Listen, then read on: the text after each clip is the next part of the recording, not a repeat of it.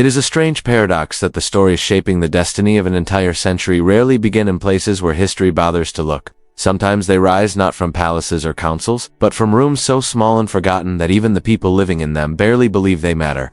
If you walked through the narrow, wind-scraped streets of southern France in the late 1800s, long before the crowds, the candles, and the wheelchairs, you would pass by a condemned jail cell that had been repurposed as a home. Damp stone walls, a single cracked window, and the lingering scent of cold iron. That was where a fragile girl named Bernadette slept. Not because she chose it, but because her family had nowhere else to go. She was sickly since childhood, her breath often trapped inside her lungs, like a frightened bird. Asthma left her gasping at the slightest effort. School was a luxury she barely knew. Books were strangers. Writing was something she had never mastered. In every way society measures worth, she was invisible, another poor child trying to survive the winter. And yet, history has this unsettling habit of raising its voice precisely where the world expects silence. It is one of those truths people often forget until it happens again. On the morning of February 11, 1858, the world remained blissfully unaware of what was unfolding. Bernadette, her sister, and a friend ventured out to collect firewood. It was not a pilgrimage, not a religious ritual, not even a moment of searching. It was a chore, a simple attempt to gather enough fuel to keep the family warm for one more night. They made their way toward the grotto of Masabiel, a forlorn pocket of limestone at the edge of town, a place so neglected that the locals used it as a dumping ground. Rusted objects, broken branches, scraps of cloth, the debris of daily life. No one expected holiness to bloom there.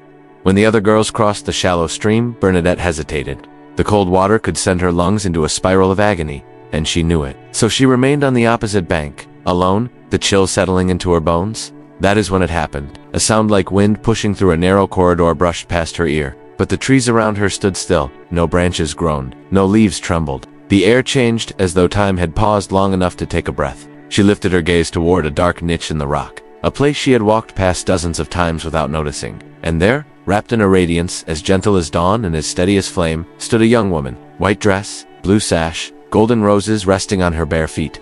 There is something haunting about the simplicity of that image. No thunder splitting the sky, no earthquake shaking the ground, only a presence that felt impossibly real. Bernadette froze. Her fingers tried to rise into the sign of the cross, but her arm felt as heavy as stone. It was only when the lady herself lifted her hand and traced the ancient gesture with slow reverence that Bernadette found her own arm trembling upward in response. Two hearts praying in silence, one human, one something far more mysterious.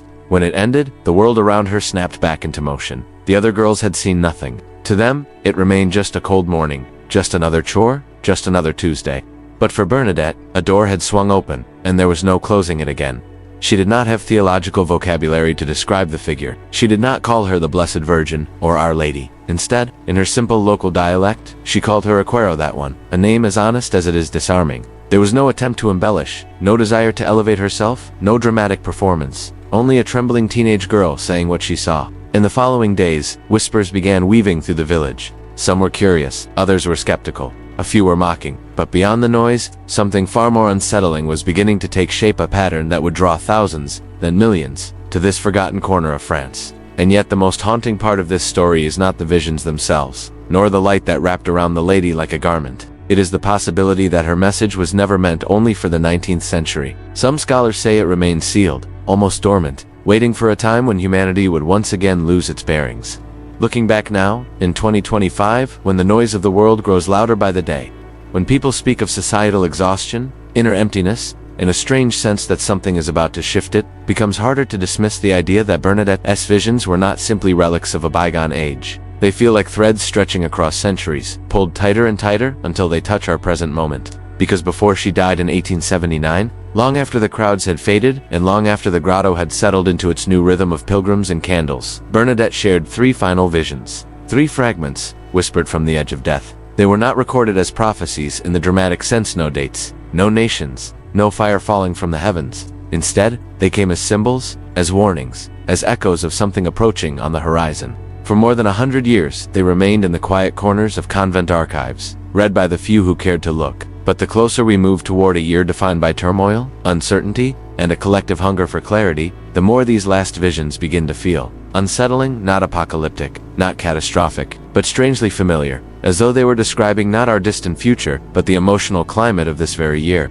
It is not that Bernadette predicted 2025. It is that she sensed something eternal about the human heart, a truth that resurfaces whenever a generation drifts too far from the source that gives it life. And perhaps that is why her visions, once dismissed as the pious hallucinations of a poor girl, suddenly carry a weight they did not have before. Something eternal is stirring again, just as it did on that cold February morning. Something quiet but insistent. Something that asks us, in a world full of noise and acceleration, to stop long enough to listen. Because the story of Bernadette does not begin with miracles, it does not begin with healings, or springs bursting from stone, or pilgrims filling the roads with candles and prayers. It begins with a girl no one noticed, in a place no one cared about, seeing something no one expected. And as history has shown time and time again, those are the exact places where heaven likes to break through. What unfolded after that first silent encounter did not resemble the triumphant rise of a future saint. It looked, instead, like the unraveling of a frightened girl's life. As the weeks passed, crowds formed. Rumors swelled, and questions multiplied faster than answers. Lourdes, once a gray, unnoticed village, began to hum with a tension that felt both electric and uneasy. The poor whispered that heaven had touched their soil. The authorities muttered that a teenager was stirring up trouble. Priests, caught between caution and curiosity, walked the fine line of investigation. And in the center of it all stood Bernadette, a thin, asthmatic girl who never asked to be believed. People followed her to the grotto like shadows. Some came out of hope, others out of mockery, and many out of suspicion. She did not ask them to come. She did not promise miracles or speak with the certainty of someone craving attention. She simply returned to the place where she felt drawn, a fan trembling, often confused, sometimes exhausted to the point of collapse. There is something haunting about that image. A child walking through a sea of doubting adults, clutching a rosary with hands that still shook from the cold. It was during one of those early apparitions that the path of this quiet story took a turn no one in Lourdes expected. The lady instructed Bernadette to do something strange. She told her to go to the rock, dig into the dirt with her bare hands, drink from whatever she found, and wash in it. But there was no spring there, no water, only dry earth pressed hard against stone. You can imagine the confusion.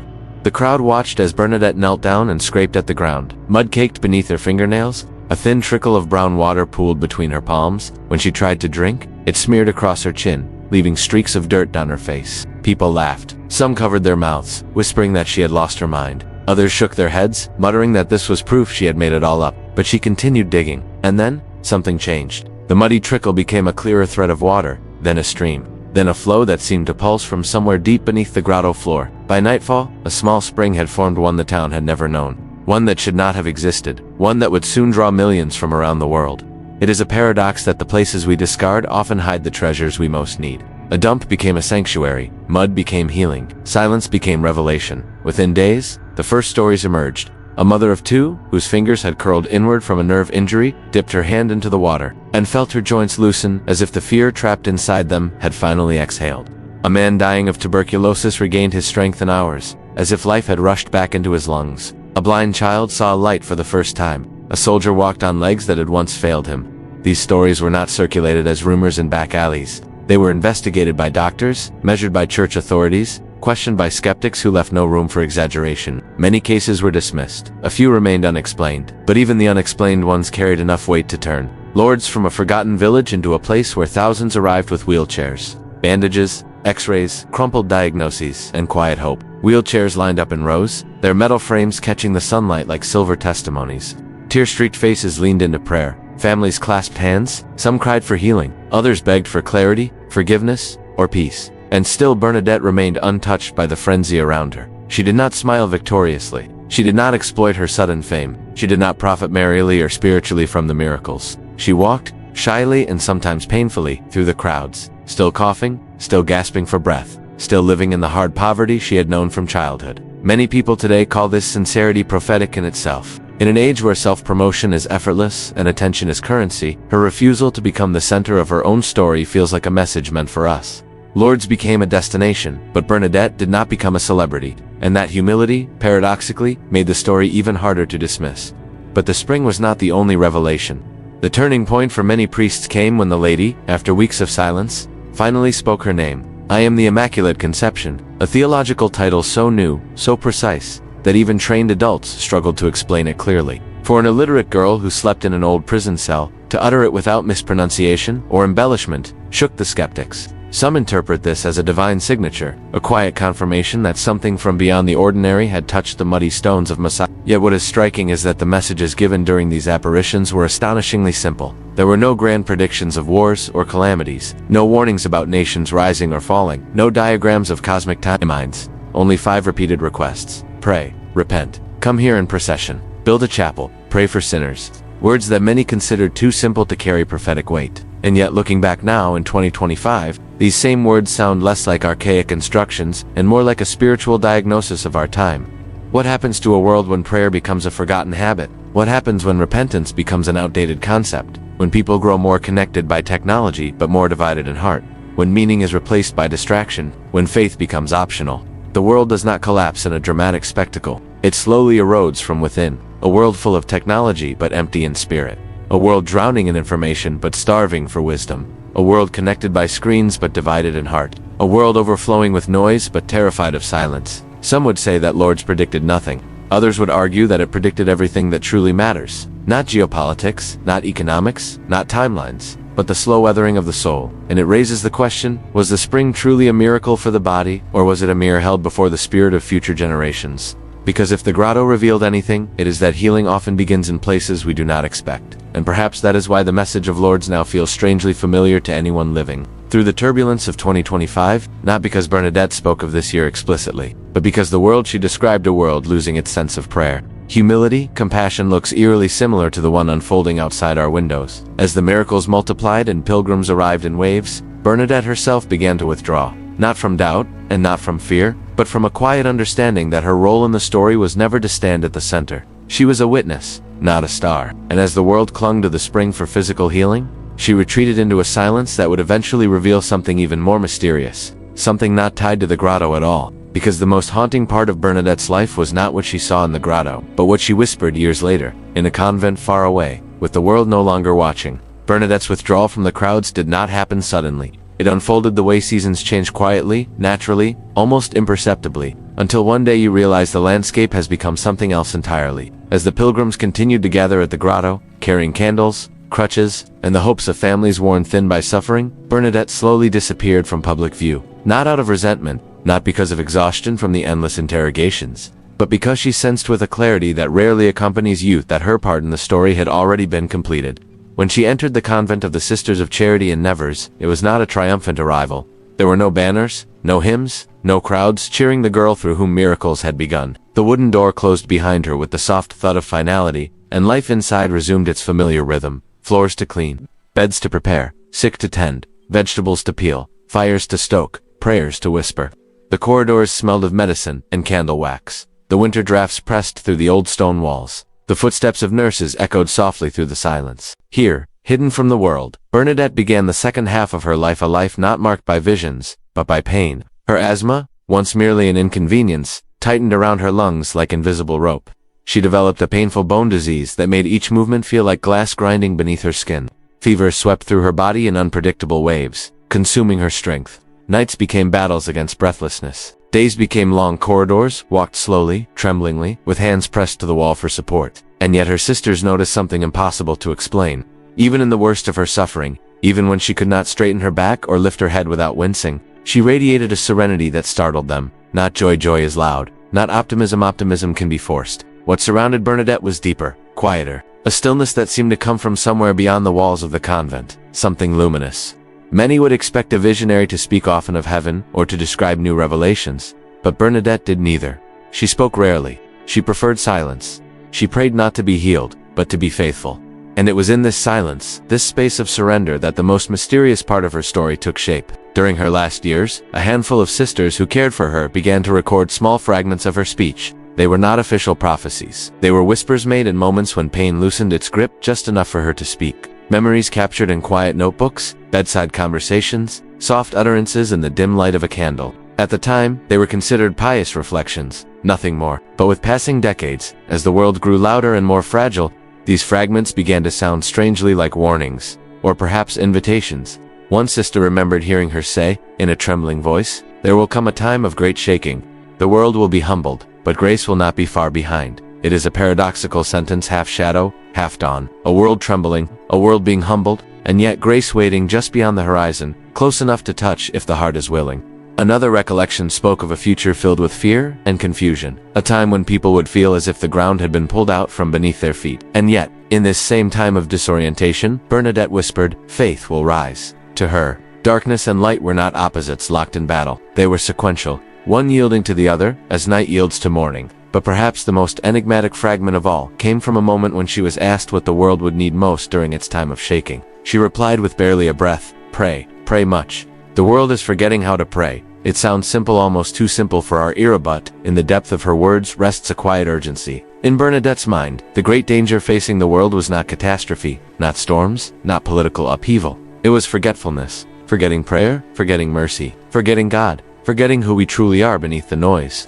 And then, there was the vision that few spoke about for decades, the one that now, in 2025, feels impossible to ignore. According to several sisters, Bernadette described the rise of a figure during a time of spiritual confusion. Not a king, not a prophet, not a mighty leader, but a small soul, hidden, humble, rising from obscurity to awaken hearts. She never gave a name, never suggested fame, never hinted at influence or miracles, only that this soul would be like a mirror, reflecting into the world what it had forgotten. A reminder, a spark, a gentle return. Some scholars argue that Bernadette was speaking symbolically, perhaps referring to future saints or a movement rather than a single person. Others believe it echoes what we see today, ordinary individuals, nurses, teachers, parents, young people quietly rekindling spiritual life in a disoriented age. But there was more. Near the end, as her body weakened like a candle nearing its last flame, Bernadette spoke about the earth itself. The sisters remembered her describing rivers rising, skies darkening, the earth groaning under human forgetfulness.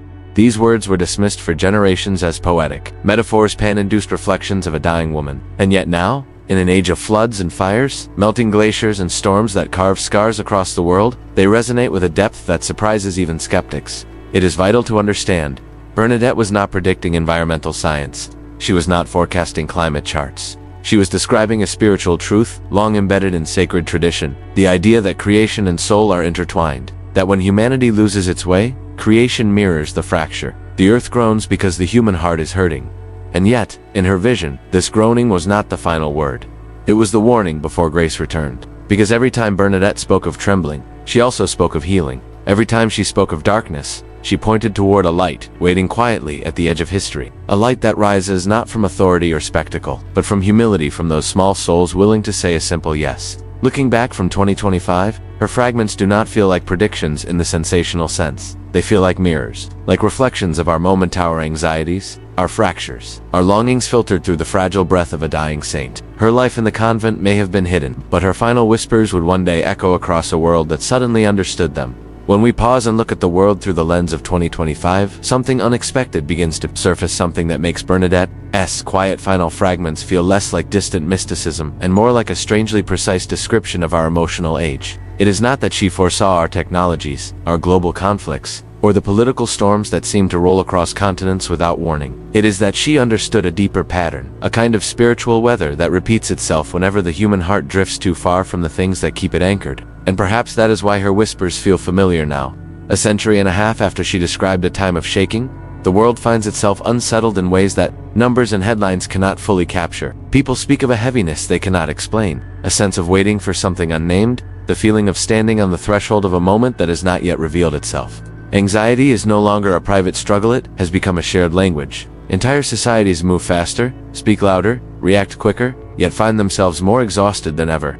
It is a paradox that should not make sense, and yet, somehow, it does. This exhaustion has grown louder in recent years. Conversations on buses and in office hallways, whispered phone calls in kitchens after the children are asleep, quiet confessions in waiting rooms. I feel overwhelmed. I can't keep up, it feels like something is missing. These are not isolated thoughts, they are common. Threads woven across continents, cultures, and generations. And if we look closely, they reflect the very symptoms Bernadette described in her final years. The fading of prayer, the rise of confusion, the erosion of compassion, the groaning of a world forgotten by hearts that have forgotten themselves. But perhaps the most startling connection between her words and our time lies not in fear, but in what is quietly rising beneath it. Because in a world that feels increasingly unstable, something deep within the human spirit is beginning to stir. It does not trend on social media. It does not make headlines. It does not shout. But if you look, you will see it in the small corners of ordinary life. In the person who kneels in a church they haven't visited since childhood, in the young adult who picks up a rosary they barely remember how to pray, in the parent whispering blessings over a sleeping child, in the family lighting candles at their dinner table, in the thousands of people who sit in silence before a monstrance long after midnight, as if the quiet itself were oxygen. This is what makes 2025 so unusual. On the surface, the world appears fractured and fatigued, but beneath the surface, something gentle is unfolding, something nearly invisible. A return not to a specific doctrine or a dramatic prophecy, but to the interior life that modernity slowly buried under noise. People are searching for meaning again. They are rediscovering silence, not as absence, but as home. They are returning to a God they once believed they had outgrown. Some interpret this as coincidence. Others see it as psychological adaptation. But many, remembering Bernadette's words, feel it as something else entirely, a quiet awakening, long foretold not in visions of fire, but in the humble life of a girl who knew suffering far more intimately than glory. And then there's the question of division. Bernadette spoke of a time when conflict would not arise primarily from weapons, but from words, from misunderstanding, quick reactions, and the erosion of gentleness in speech. How eerily familiar this sounds today, when a single sentence can ignite oceans of anger, when conversations fracture overnight, when families split over ideas, when online dialogues resemble battlefields rather than places of connection. It is not that humanity has grown more violent, it is that our hearts have grown more fragile, more weary, more reactive. Words, which once built bridges, now serve as weapons sharpened by fear. This was the division. Bernadette sensed a fracture not of nations, but of relationships. And in 2025, this fracture is visible everywhere. In comment sections, in political debates, in dinner tables overshadowed by tension. Yet even this, strangely enough, aligns with her hope. Because she believed that the cure for such division would not come from force or argument, but from the smallest of souls, those who speak softly, act quietly, forgive without being asked, and love without needing recognition.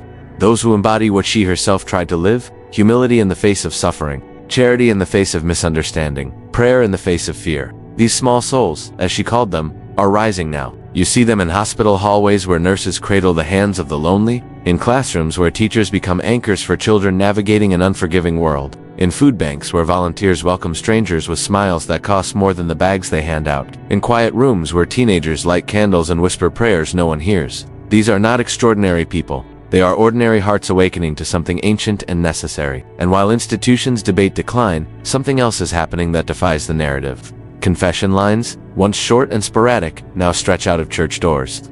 Adoration chapels remain full long after the sun has set. Retreat centers report numbers they thought they would never see again. In college dorms, young adults gather to pray in small circles, their voices trembling, not with fear, but with longing. Families rediscover blessings at mealtime. Strangers kneel side by side without knowing each other's names. It is quiet, it is subtle, it is fragile, but it is unmistakably real. Some interpret this as a spiritual revival. Others believe it is a cultural swing. But through Bernadette's eyes, one might interpret it as the rise of those small souls meant to awaken a weary world, ordinary people carrying extraordinary hope in the pockets of their daily lives. And there is another unexpected parallel: the rediscovery of simplicity. People declutter their homes, reduce distractions, delete apps, take long walks, breathe more slowly, and search for lives less saturated with noise. This is not a trend, it is a reaction. A recognition that the human spirit was never meant to live in constant acceleration. That peace does not grow in overstimulation. That joy needs space. This simplicity mirrors the life Bernadette lived, poor, stripped down, filled with suffering, yet radiant with clarity. She possessed almost nothing, yet she carried a peace modern society chases endlessly. And perhaps that is why her message resonates now. Because when the world grows tired of complexity, it returns to the simple truths that never aged. Prayer, humility, forgiveness, silence, compassion, surrender. These are not relics of the past, they are the foundations of every rebirth the world has ever seen. And as the tremors of 2025 continue to ripple beneath the surface of global life, many are beginning to see what Bernadette saw: that the world does not collapse when prayer disappears, simply forgets itself. And that every return to God begins not with fireworks, but with a whisper, not with grand declarations, but with a quiet yes, the kind she offered her entire life. As we trace the final threads of Bernadette's story, something begins to settle over the narrative. Not tension, not fear, but a steady, ancient calm.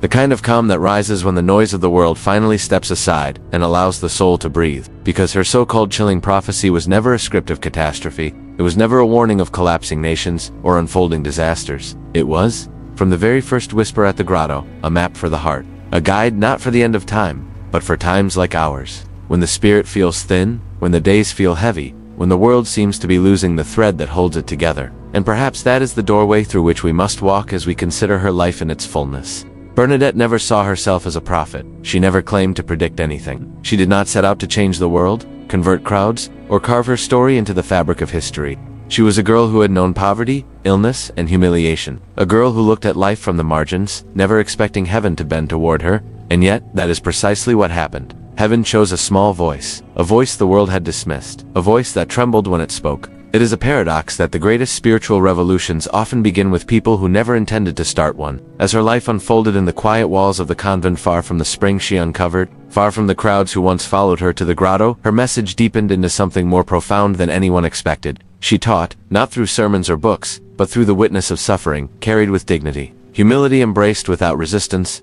and surrender lived without complaint. These were the small seeds from which her final message would grow, and these are the seeds that matter most for us in 2025. Because if we look at our world today, at the uncertainty woven into our economies, our anxieties, our fractured relationships, our polarized communities, something becomes painfully clear. We are a world longing for what Bernadette lived: stillness in chaos, meaning in suffering, humility in confusion, and faith in the unseen. It raises the question, maybe her prophecy is not unfolding around us, but inside us. She once said that the world is forgetting how to pray, and in recent years, that forgetting has taken many shapes. People rush, speak without listening, argue without understanding, scroll without resting, consume without reflecting. Noise is endless, silence is scarce, but beneath all this, another movement is growing: a return of prayer, quiet and fragile, but unmistakable, a collective remembering, a mother teaching her child to fold their hands, a man kneeling for the first time in decades, a grandmother whispering blessings into the dark, a teenager lighting a candle after a long, painful night.